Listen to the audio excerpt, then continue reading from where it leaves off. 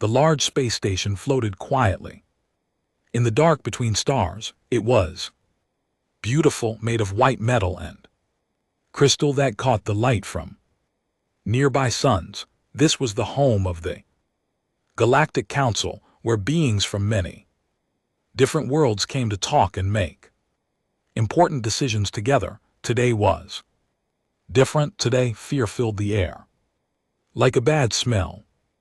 Ambassador Zethar stood in the center of the great meeting hall. His body was made of living crystal that normally glowed with calm blue light, but now red and orange colors flashed across his surface. These colors meant danger and worry in his language. Around him sat representatives from 17 different worlds. Some looked like giant flowers with petals that moved when they talked. Others were made of gas and floated in special containers. A few looked like living machines with metal bodies and glowing eyes. Each one was different, but they all shared the same feeling. Now they were all afraid. "Hey, friends," Zethar began, his voice echoing through the hall. "We have a big problem. Cracks volume. Dominion has declared war on all of us." The room exploded with noise. Flower beings rustled their petals and alarm. The gas creatures made high whistling sounds. The machine beings flashed their lights in patterns that meant distress. Zethar waited for quiet, then continued. "Craig's volume have already destroyed 12 peaceful worlds in the outer rim. Their warships are moving toward the core systems. They will be here soon." Elder Quallen was one of the oldest beings in the council. She looked like a tall, thin tree with silver bark and leaves that glowed softly. She had seen many wars in her long life, but this scared her more than any other. "How many ships do they have?" she asked in her whisper soft voice out. "Our scouts report over 10,000 war vessels," Zethar replied. "Each one is bigger than our largest ships. Each one carries weapons that can destroy a city with one shot." Ow! The numbers hit the room like a physical blow. The Galactic Council had maybe 3,000 ships total, and most of those were built for exploring and trading, not fighting. "What can we do?" asked Construct Prime 7, a being made of geometric shapes that constantly moved and changed. "Our weapons are designed to study stars and move cargo. We are not warriors." This was the truth that made them all afraid. The Galactic Council was made up of peaceful species. They had grown up on safe worlds with gentle climates and friendly animals. They had never needed to fight for their lives. They had never needed to be strong or tough. The corrects volume were different. They came from a harsh world where only the strong survived. They'd been fighting and conquering for thousands of years. They saw peace as weakness and kindness as something to be destroyed. "We need help," Zethar said. "We need to find someone who can fight back against the cracks volume." "But who?" asked Nelvin, a flower being whose petals had turned gray with fear. "Everyone in the galaxy knows about the cracks volume. The smart species stay far away from them." Zethar's crystal body flickered with new colors. These were the colors of hope mixed with uncertainty. "We have found someone. Our long-range scanners have detected a species on the edge of the galaxy. They call themselves humans." The room fell silent. Most of the beings had never heard this word before. "Tell us about these humans," Elder Quallen said. Zethar activated a holographic display in the center of the room. It showed a small blue and green world orbiting a yellow star. The planet looked pretty from far away, but as the Image zoomed in. The beings in the room began to see disturbing details. Their world is called Terra, Zethar explained. That is unusual, the display showed. Massive storms that could destroy entire cities. It showed mountains that spit fire and melted rock. Showed oceans with waves as tall as buildings. It showed ice caps that could freeze a being solid in seconds. The gravity on this world is twice what most of us consider safe. Zethar continued, the air contains poison gases that would kill 60% of our species within hours. Weather changes from burning hot to freezing cold without warning. Construct Prime 7's geometric shape spun faster with confusion. If this world is so dangerous, how does any life survive there? That is the interesting part. Zethar said, life does not just survive there, it thrives. The humans have built a civilization that covers their entire planet. They have art, music, literature, and technology. The display changed to show images of human cities. The beings in the room stared in amazement. The cities were huge, with buildings that reached toward the sky. Millions of humans lived and worked together in these places, but how do they survive on such a dangerous world? Nelvin asked. They adapt, Zethar replied. When their world tries to kill them with storms, they build stronger houses. When it tries to kill them with heat, they make cooling systems. When it tries to kill them with cold, they make heating systems. They do not run away from danger. They find ways to live with it. The room was quiet as the beings tried to understand this concept. Most of them came from worlds where the biggest danger was a flower that grew too fast, or a breeze that was slightly too strong. What makes you think they can help us fight the Krex volume? Elder Quillen asked. Our scouts have been watching them for several cycles, Zethar explained. They have something that we do not have. They've learned to be strong because their world made them strong. They do not give up when things get hard. They fight back. The display showed more images of humans. Some were climbing tall mountains just for fun. Others were diving deep into dangerous oceans to explore. Still others were racing in fast machines that could easily kill them if something went wrong. They seek out danger, Zethar continued. They do things that would terrify us, and they do them for entertainment. They call it sport. The beings in the room looked at each other with growing amazement and fear. What kind of creatures chose to put themselves in danger for fun? There is more. Zethar said they have recently developed space travel. Their ships are built like their world, tough and strong. They have started exploring their local system. Have you made contact with them?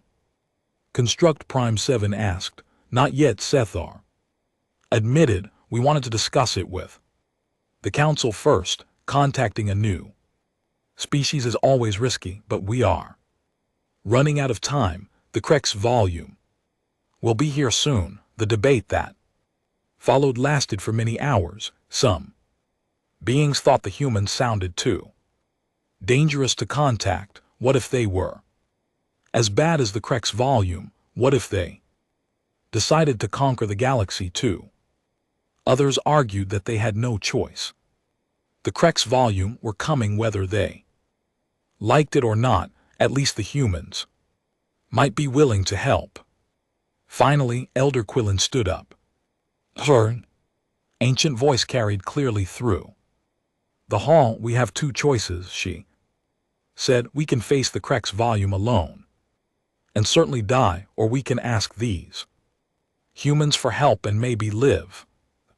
Vote was close, but the decision was made. The Galactic Council would send a Message to the humans, they would ask. These strange beings from the dangerous world to help them fight the Krexval.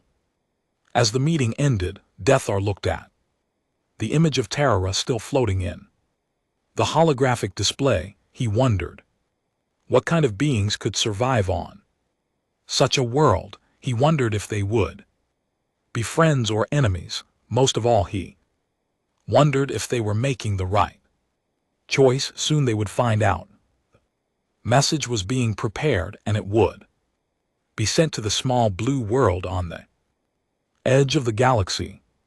The humans were about to learn that they were not alone in the universe. The galaxy was about to learn what happened when you asked Deathworlders for help. Captain Jake Morrison stood on the bridge of the UES horizon, watching the stars through the main view screen. 3 days had passed since Earth received the strange message from space. The message had arrived at every major space agency at the same time, written in perfect English and 17 other Earth languages. The message was simple but shocking. It said that Earth was not alone in the universe, said that beings from many worlds needed help. It said that humanity was invited to join something called the Galactic Council. Jake had been chosen to lead humanity's first meeting with alien life. The UES Horizon was Earth's newest and strongest ship, built to explore the outer planets of the solar system. Now it was flying toward a set of coordinates beyond Pluto, where the aliens said they would meet. "Sir, we're getting close to the meeting point," called Lieutenant Amy Rodriguez from her station. She was the ship's communications officer, a smart woman who spoke 6 languages. Today she might need to learn a few more. Any sign of them yet? Jake asked. Nothing on sensors, but wait. Amy's fingers moved quickly over her controls. "I'm getting something. It's big, sir. Really big." The view screen flickered, and suddenly a massive structure appeared in front of them. Was like nothing anyone on Earth had ever seen. The alien ship was the size of a small city, made of white metal and crystal that glowed with its own light. Beautiful patterns of light moved across its surface like living art.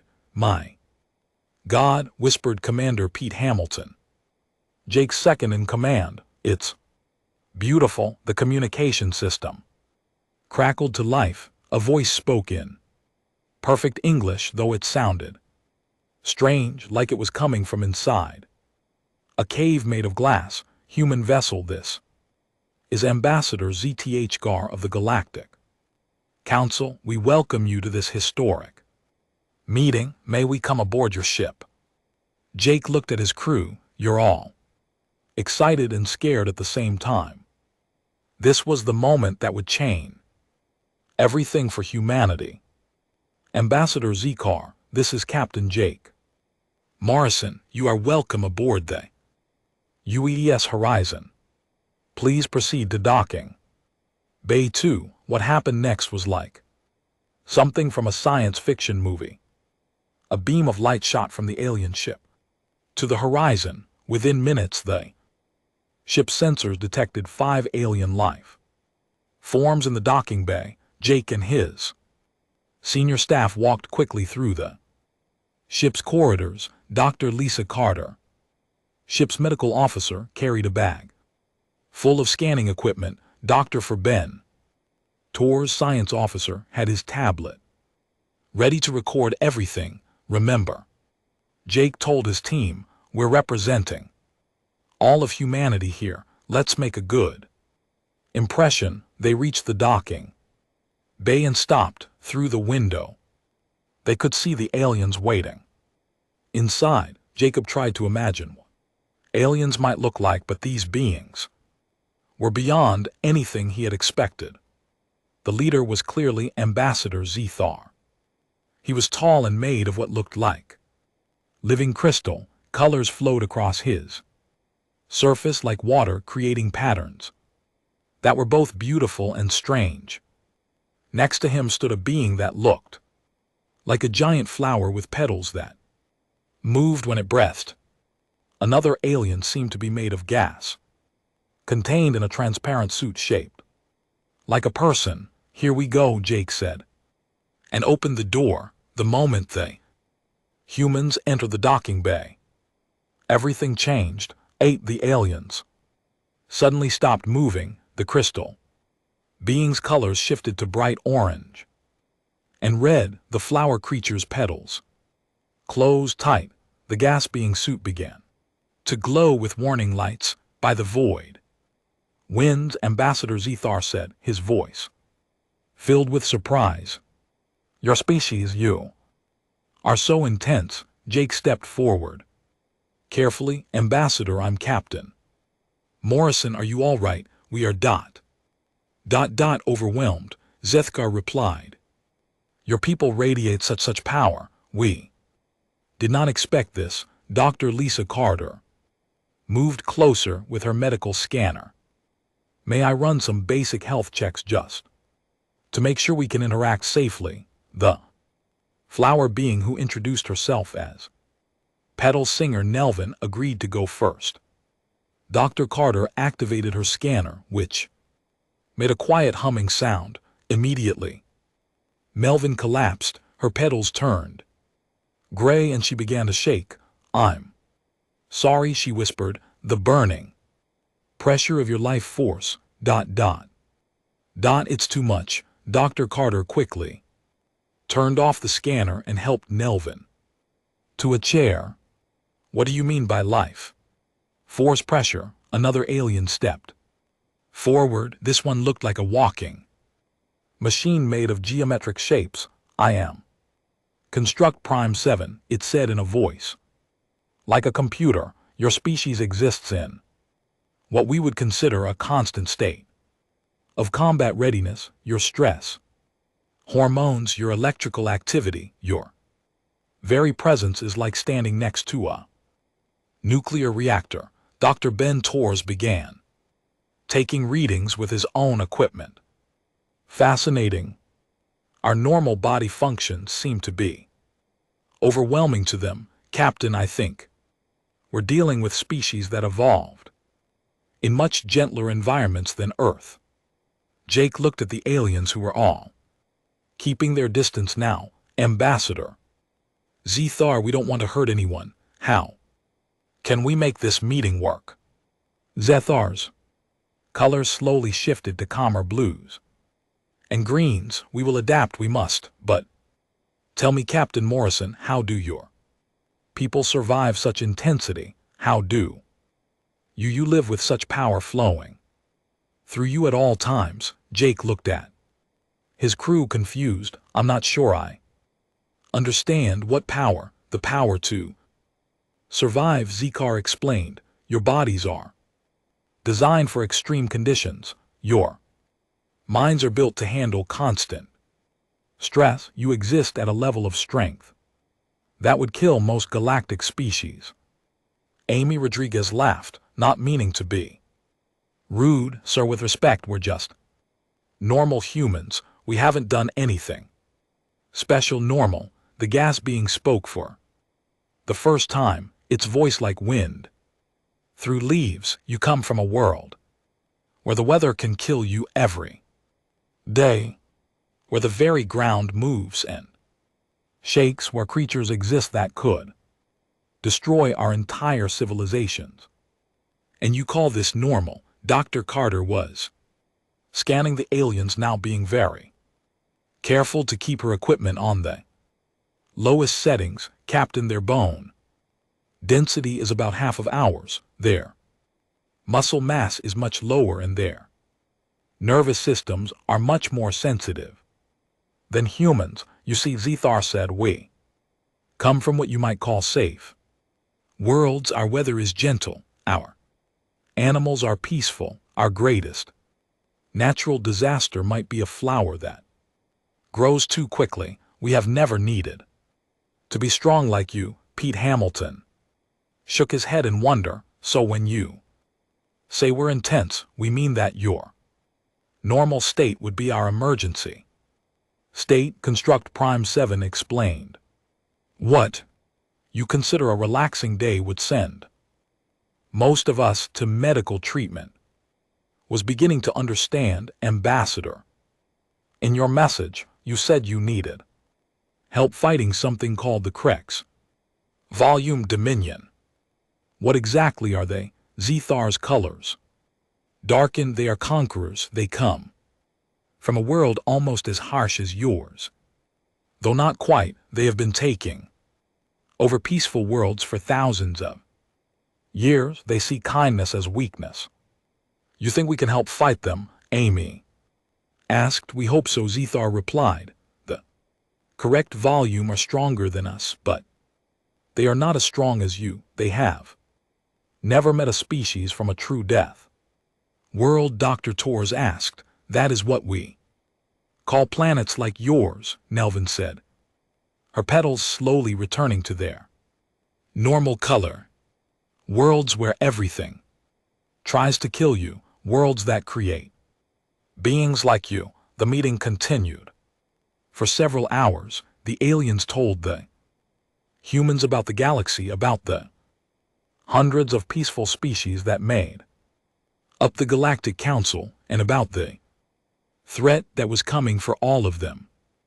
In return, humans shared information about Earth, about their history, and about their technology. The aliens were amazed to learn that humans had wars, that they competed with each other, that they had learned to survive by becoming stronger. You fight each other? Construct Prime 7 asked in disbelief. Sometimes, Jake admitted. We also help each other compete, but we also cooperate. Earth taught us that we need to be strong to survive, but also that we're stronger together. As the meeting ended, Zethar's colors shifted to what the humans were learning meant hope, mixed with uncertainty. Captain Morrison, he said, will your people consider joining us? Will you help us fight the Krex? Volume. Jake looked at his crew. They were all thinking the same thing. Humanity had always dreamed of meeting alien life. They'd never imagined that the aliens would need their help. Ambassador Jake said, I'll need to talk to Earth's leaders, but speaking personally, I think most humans would be honored to help. We've always believed that those who can help should help, even if it means going to war, as Ethar asked. Jake smiled. Ambassador, humans have been going to war for thousands of years. The difference is this time we'd be fighting for something bigger than just ourselves. We'd be fighting for the whole galaxy. The aliens looked at each other with what might have been relief. They had found their warriors. They had found the Deathworlders who might be able to save them all. As the meeting ended and the aliens prepared to return to their ship, Melvin approached Dr. Carter. Your people, she said quietly. They are not just strong, they are kind. That is rare in the galaxy. Dr. Carter smiled. Well, Earth taught us that being strong isn't enough. You also have to care about others. The aliens left and the UES horizon began its journey back to Earth. Jake stood on the bridge looking at the stars with new eyes. Somewhere out there, hundreds of alien species were waiting to see what humanity would decide. The great meeting hall of the Galactic Council had never been so quiet. 300 beings from across the galaxy sat in stunned silence as they watched the holographic display floating in the center of the room. Oh, the images showed recordings that the human delegation had shared during their visit. Ambassador Zethar stood beside the display, his crystal form flickering with colors that showed deep concern mixed with amazement. He had been the one to suggest contacting the humans, and Now he was beginning to wonder if they had made a terrible mistake. As you can see, he said to the assembled beings, the humans have shared documentation of their world and their activities. What we are witnessing challenges everything we thought we knew about intelligent life. The current image showed a human female named Amy Rodriguez standing on the edge of a cliff that dropped straight down for thousands of feet. She was attached to what looked like a thin rope and she was smiling. Then, incredibly, she jumped. Sound like a wave of fear rolled through the chamber. Flower beings rustled their petals in horror. Gas creatures made high whistling sound of distress. Machine beings flashed warning lights. She volunteers to do this, Zethar continued. The humans call it bungee jumping. They say it is fun. Elder Queen, the ancient tree-like being, spoke. In a voice that shook like leaves in a storm. She threw herself from a height that would kill any of us instantly. According to Captain Morrison, millions of humans participate in activities like this every year. Zethar replied. They seek out danger for entertainment. The display changed to show humans riding down a mountain on thin boards, moving at speeds that would be considered reckless for most galactic vehicles. Then it showed humans diving deep into oceans filled with creatures that had teeth longer than most beings' entire bodies. They swim with predators, whispered Melvin, her petals now completely gray with fear. They approach creatures that could eat them whole, and they record videos to show their friends. Construct Prime 7 process the information with mechanical precision. Analysis indicates that humans regularly engage in activities that have significant probability of death or serious injury, yet their population continues to grow. This suggests they have remarkable healing abilities or extremely efficient medical systems. Both, said Dr. Chiara, a jellyfish-like being who served as the council's chief medical officer. I have reviewed the biological data that the humans provided. Their bodies are designed for trauma recovery. They heal from injuries that would be fatal to most of us. Their bones can regrow stronger after breaking. Their muscles become more powerful when stressed. The chamber erupted in alarm chatter. This was beyond anything most species had ever encountered. There is more, Zethar announced, and the room fell silent. Again, the humans have also shared information about their planet's natural conditions. The display now showed terror in all its terrifying glory. Massive storms that covered entire continents, earthquakes that split the ground open, volcanoes that threw melted rock into the sky, temperatures that ranged from hot enough to kill most life forms to cold enough to freeze them solid. Their world is actively trying to kill them, Zethar said. Every day, every hour, their planet presents new ways to die, and yet they have not just survived, they have thrived. The image changed to show human cities, millions of buildings reaching toward the sky, billions of humans living and working together, art, music, literature, and technology that showed a complex and advanced civilization. They built all of this while their world was trying to destroy them, Elder Quallen said in wonder. How is this possible? Because they do not run from danger, Zethar explained. They face it, they adapt to it, they overcome it. When their world sends storms, they build stronger houses. When it sends earthquakes, they build flexible buildings. When it sends floods, they build walls and boats. The display showed human engineering projects cities built in deserts where the heat could kill, settlements in frozen lands where the cold was deadly, buildings that could bend with earthquakes without breaking, ships that could survive storms that would destroy most galactic vessels. But the most remarkable thing, Zethar continued, is not their technology, it is their attitude. The screen now showed a recording of Captain Morrison explaining human philosophy. His words were translated into hundreds of languages, but the meaning was clear. In all of them, we believe that challenges make us stronger, the recording said. When something tries to stop us, we find a way around it.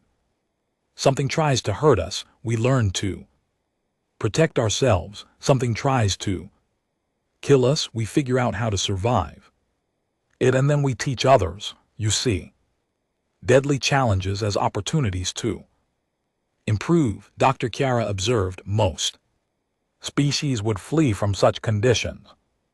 Humans use them as training. The debate that followed was unlike anything in the Council's history. Some beings argued that humans were too dangerous to be trusted.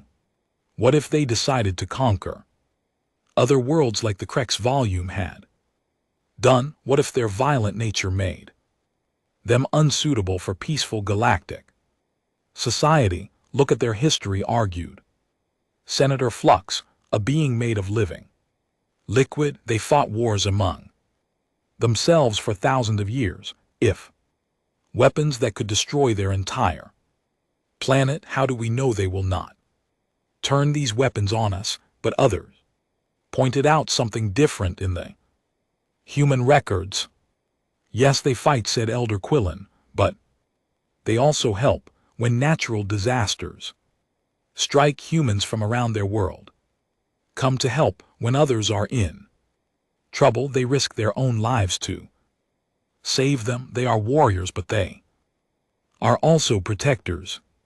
The display showed images of human rescue workers running into burning buildings to save others, doctors traveling to dangerous places to help the sick, soldiers fighting to protect innocent people, teachers sharing knowledge even in the most difficult conditions. Their strength comes with responsibility, observed Mindkeeper Vex, a being of pure thought.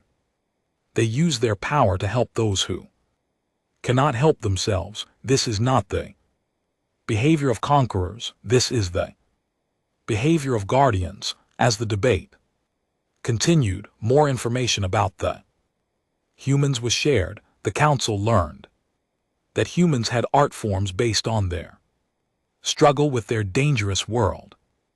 They had music that celebrated both the beauty and the terror of terror. They had stories that taught lessons about courage in the face of impossible odds. They have a saying, Zethar announced. When the going gets tough, the tough get going. It means that when situations become difficult, strong people take action instead of giving up.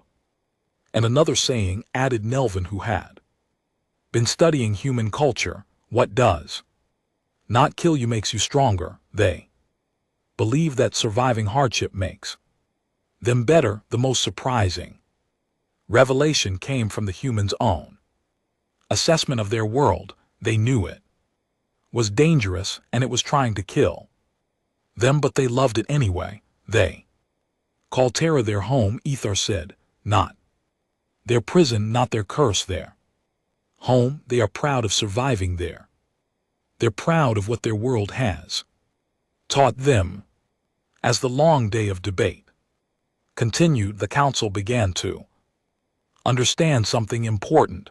The humans were not just strong because of their bodies, they were strong because of their minds. Or dangerous world had taught them to never give up, to always find solutions, and to help others when they could. The question before us, Elder Quaylen finally said, is not whether the humans are dangerous. They clearly are. The question is whether they are the kind of dangerous we need.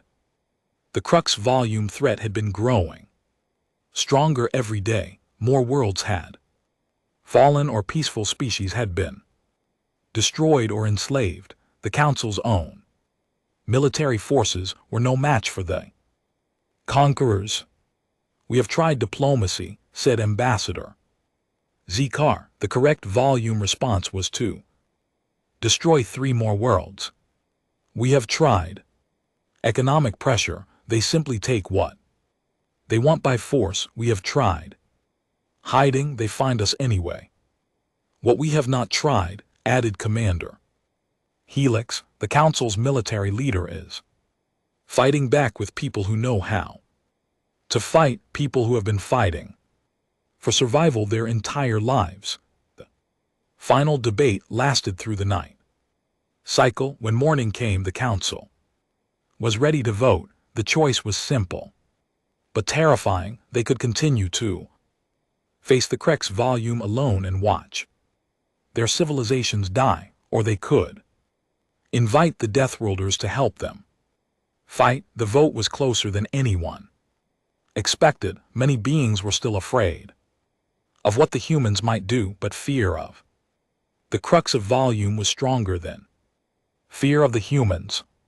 When the counting was done, the motion passed by just 12 votes. It is decided, Elder Quaylen announced. We formally invite the human species to join the Galactic Council. We request their military assistance against the Crux volume dominion. As the council members began to leave, Zegar remained in the empty chamber, looking at the last image on the display. It showed Captain Morrison and his crew standing together on their ship, ready to face whatever came next. I hope we have chosen correctly, he said to himself. Hope the Deathworlders can save us all. In the distant space, sensors detected new Crux volume ships entering Council territory. The war was coming, whether they were ready or not.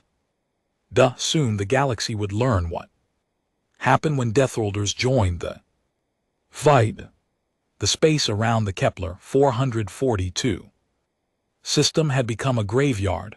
Broken pieces of alien ships floated in the darkness, glowing with the fires that still burned inside them. The Crux volume dominion had been here for 3 days, destroying everything in their path. Captain Jake Morrison stood on the bridge of the UES horizon, watching the enemy fleet through his viewscreen.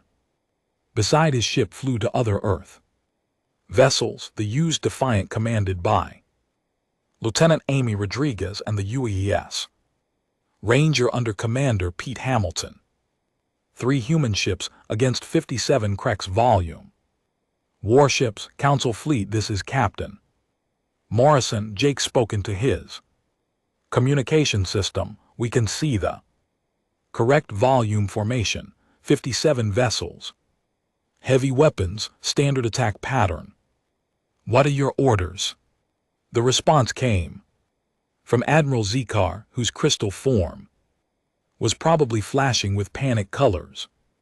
Right now, Captain Morrison, there are too many of them. We must retreat immediately and call for backup forces.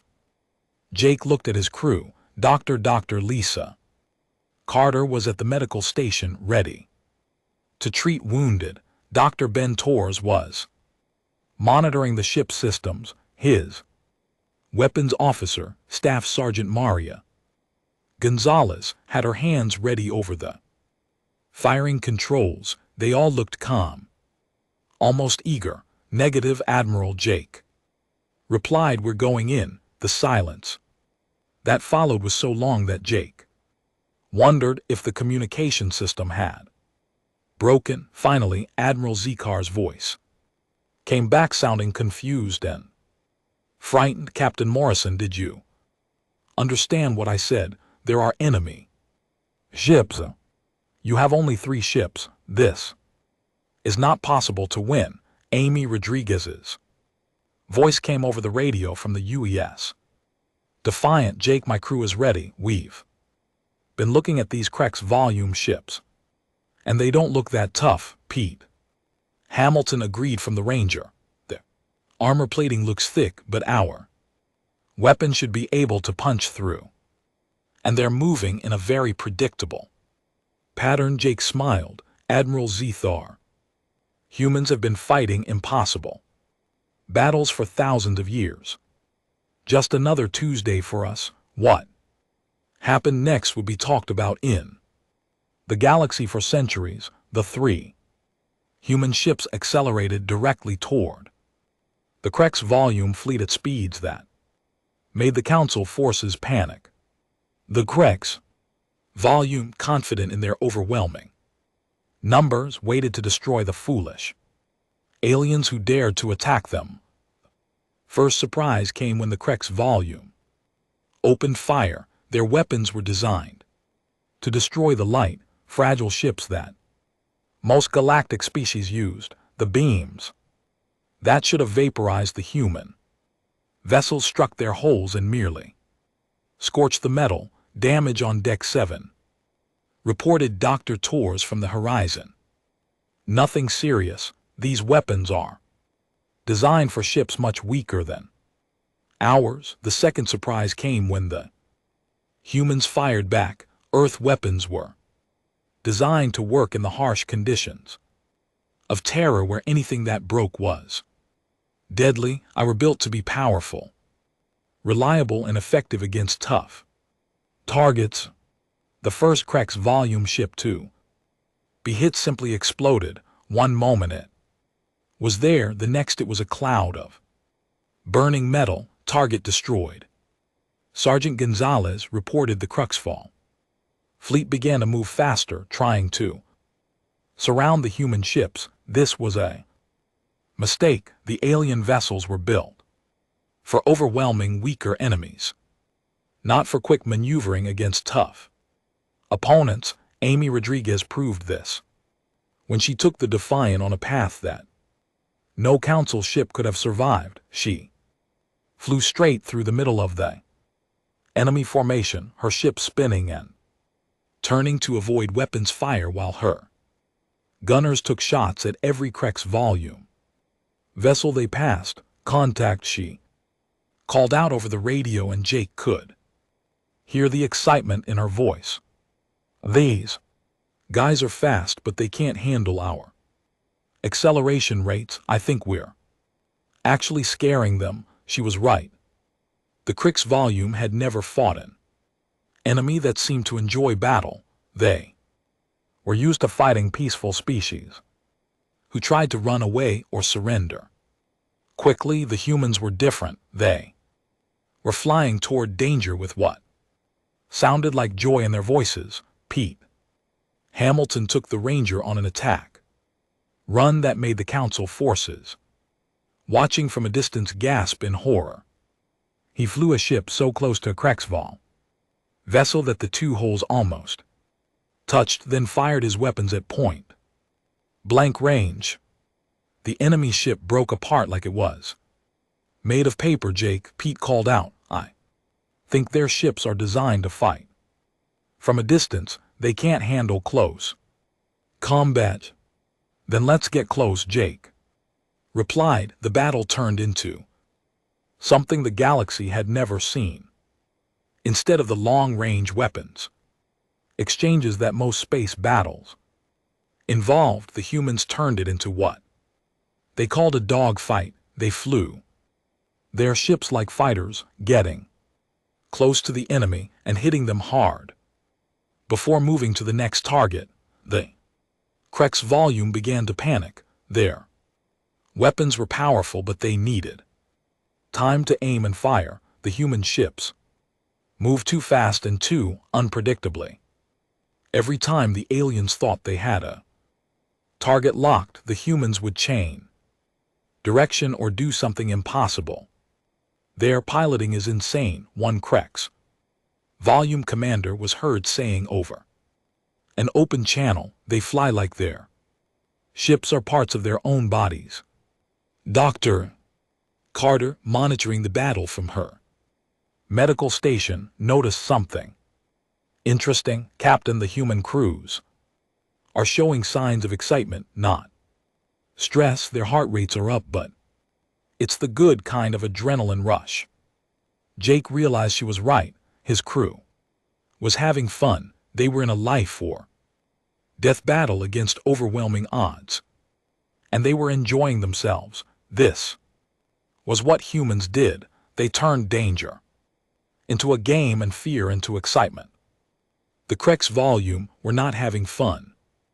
They had never encountered an enemy that seemed to get stronger as the battle got more dangerous. Usually their enemies became more afraid as the fighting continued. The humans seemed to become more confident. Unknown vessels, a crux volume voice came over the communication system, speaking in broken galactic standard. What species are you? Why do you fight with such madness? Amy Rodriguez answered from the Defiant as she destroyed another enemy ship.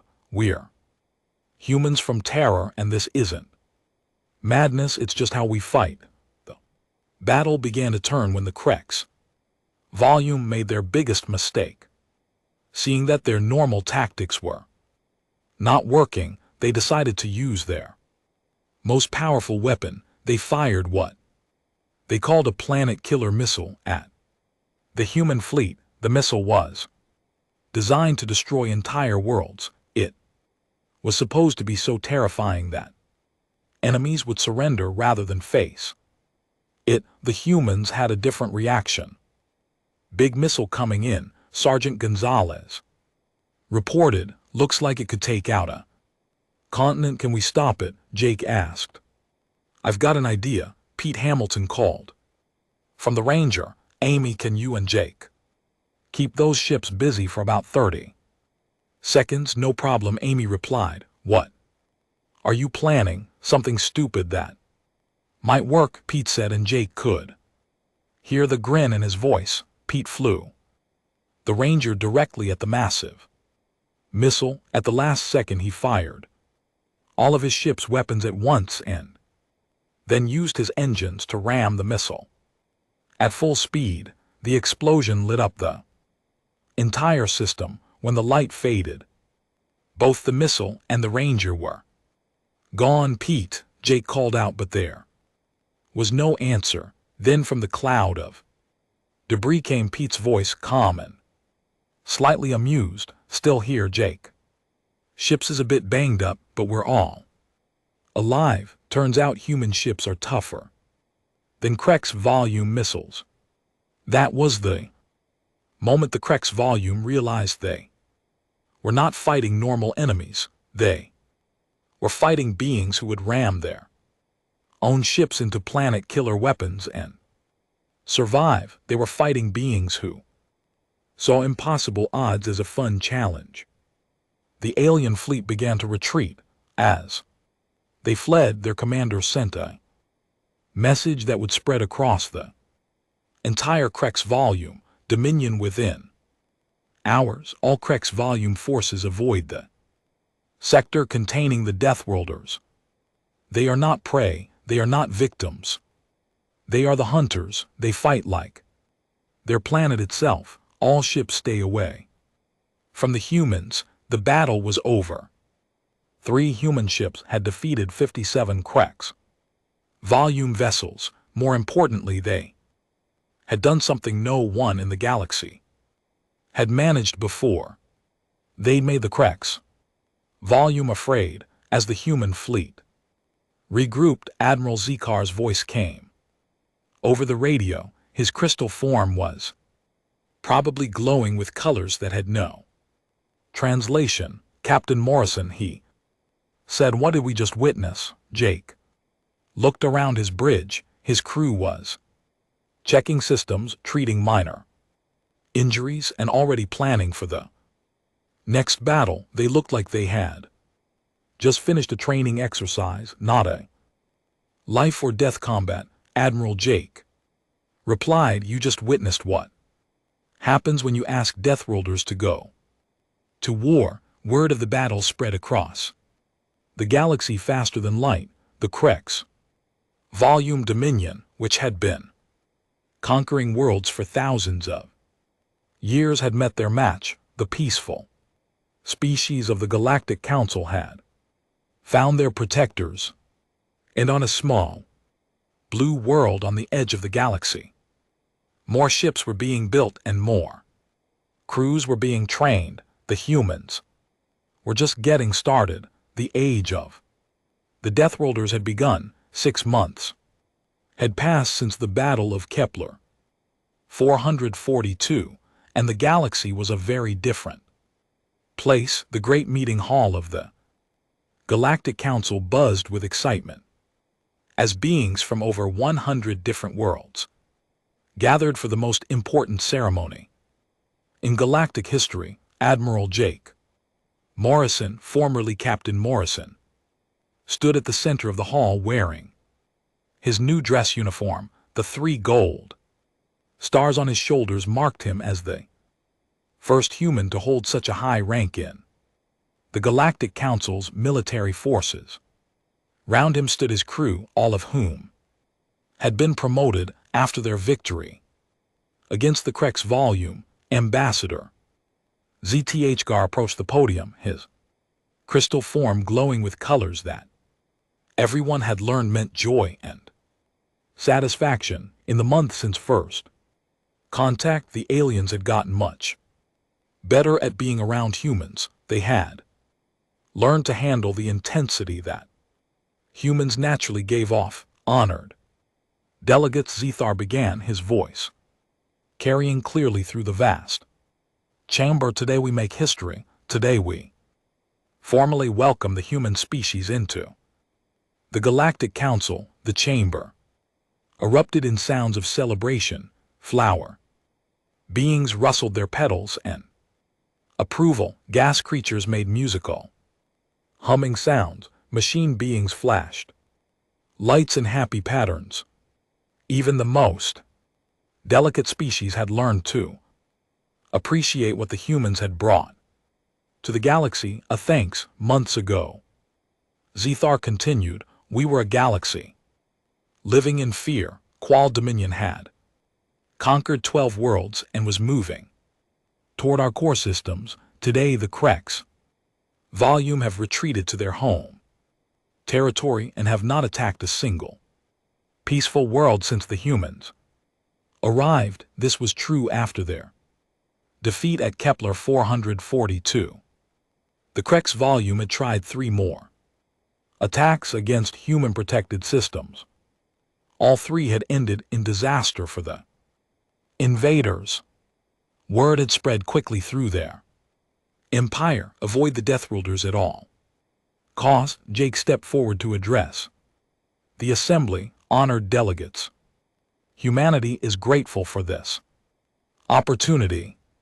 We look forward to sharing our knowledge, our culture, and our protection with all peaceful species in the galaxy. The ceremony continued with the signing of the Treaty of Terran integration, but the real celebration would come afterward, and that was something completely new for the Galactic Council. Dr. Lisa Carter, now serving as Earth's Chief Medical Officer for Galactic Relations, had spent the last 6 months working with dozens of alien species to develop new medical techniques. She had discovered that many treatments considered routine on Earth could help species that had been thought incurably fragile. We've learned that trauma medicine from Earth works amazingly well for other species, she explained to a group of alien doctors.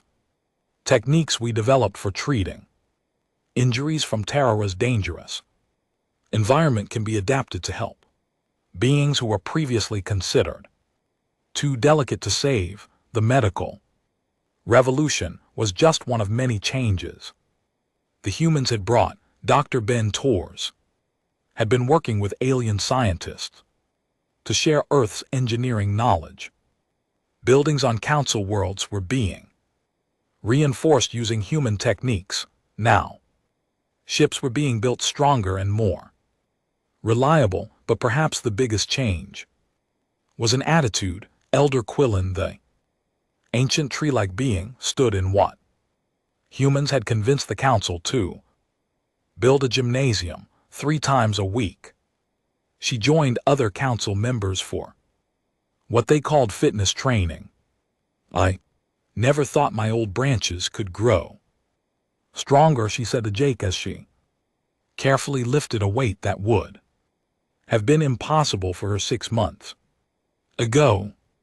But you humans have taught us that stress can make us better instead of breaking us. The gym had become a symbol of the new galactic culture species that had spent millions of years avoiding any kind of physical challenge. Were learning that controlled stress could actually improve their health and strength. Ambassador Zekar had become particularly good at what humans called cardio exercise. His crystal form had grown brighter and more stable since he started working out. I understand now why your people are so strong, he told Amy Rodriguez during one of their training sessions. You do not avoid difficult things, you use them to become better. Changes went beyond just physical fitness. The entire galactic council had adopted what was becoming known as the human approach to problem solving. Instead of spending years debating and considering every possible outcome, it had learned to try solutions quickly and adapt as they went. What would the humans do? It became the most common phrase in council meetings. The answer was usually to try something bold and see what happened. This new approach had led to rapid advances in science, technology, and even art. Species that had been stuck in the same patterns for thousands of years were suddenly making breakthrough discoveries by applying human-style thinking to their research. The celebration that followed the treaty signing was unlike anything the galaxy had ever seen. For the first time in council history, they held what humans called a party. Jake found himself dancing with a crystalline being who had learned to change her form to match the rhythm of Earth music. Amy Rodriguez was teaching a group of gas creatures how to play what appeared to be a modified version of poker. Pete Hamilton was showing machine beings something called humor by telling jokes that made their lights flash in patterns that looked like laughter. Think we'll fit in out here? Amy asked Jake during a break in the festivities. Jake looked around the hall. Beings from dozens of different worlds were mixing together in ways that would have been impossible before humans arrived. They were laughing, playing games, and enjoying themselves in ways that their species had never experienced. Amy, he said with a smile, I think we're going to do more than fit in. I think we're going to help this galaxy remember what it means to really live. The party continued deep into the night cycle, but the real work was just beginning.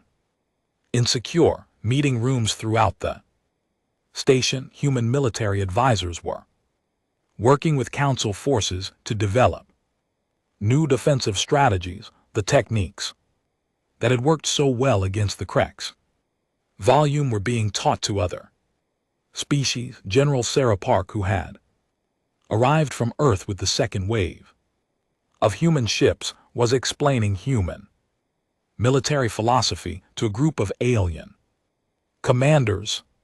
The key, she told them, is not to fight the way your enemy expects. Be unpredictable, be bold, and never, ever give up. These lessons were already being put to use. Council ships were being refitted with human-designed armor and weapons. More importantly, their crews were being trained in human tactics and mindset. The results were impressive. When a group of space pirates tried to attack a council trade convoy, they found themselves facing aliens who fought with human-style aggression and creativity. The pirates retreated so quickly that they left half their fleet behind, but the changes were not just military. The entire galactic economy was being transformed by human ideas about risk and innovation. Species that had been afraid to try new things for fear of failure were learning that failure was just another way to learn. Humans have a saying, explained Dr. Tours to a gathering of alien engineers. At first you don't succeed. Try again. They believe that failure is not the end of a project, but just the beginning of learning how to do it better. This philosophy was revolutionizing technology throughout the galaxy. Projects that had been abandoned after the first setback were being restarted. With human consultants, new inventions were appearing faster than ever before. The Krex volume, meanwhile, were learning that their old tactics no longer worked. Every world they had once terrorized was now protected by council forces trained in human methods.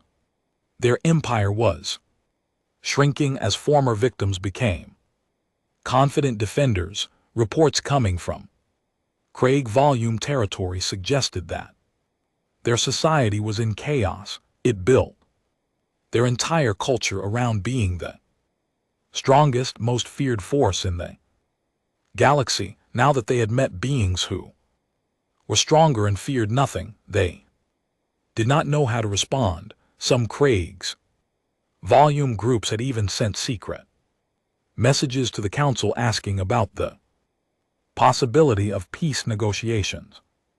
They had seen what happened to enemies of the humans and decided they would rather be friends. As the celebration wound down, Jay stood on the observation deck of the council station looking out at the stars. Amy joined him along with Pete and Dr. Carter. 6 months ago, we thought we were alone in the universe, Pete said. Now we're helping to reshape an entire galaxy.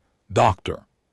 Carter nodded. The medical knowledge we're sharing will save millions of lives, and the aliens are teaching us things we never imagined possible. Amy looked at the alien ships docked around the station. Each one represented a different world, a different way of thinking, a different piece of the galactic community that humans were now part of. Do you think Earth is ready for all this? She asked. Jake smiled. Earth has been preparing us for this our entire lives. Every challenge our planet threw at us, every impossible situation we survived, every time we chose to help instead of just helping ourselves, it was all practice for this moment. In the distance, new ships were arriving at the station, carried humans from Earth coming to join the growing fleet. Others brought aliens from worlds that had just heard about the Deathworlders and wanted to meet them. The galaxy was changing, and humanity was at the center of that change, not as conquerors but as teachers, protectors, and friends.